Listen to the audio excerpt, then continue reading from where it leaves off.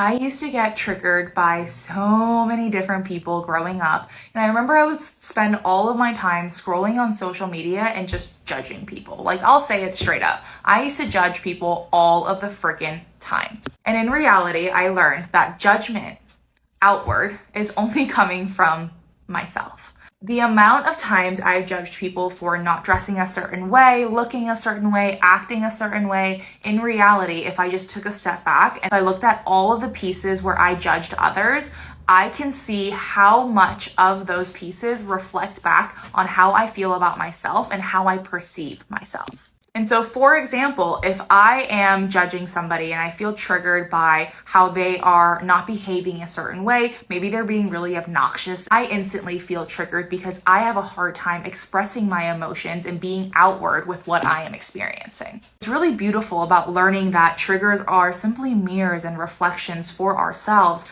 is that you get to know yourself better in a more intimate way. You know, when you first start dating somebody, you really get to know them. And I feel like we kind of skip that phase of getting to know ourselves. We're so busy finding a partner or living our lives, going to work, that we forget that we ourselves are continuously changing and growing and evolving. And so how many times do you sit down to really get to know who you are, what you are triggered by, and how that reflects back to how you feel about yourself?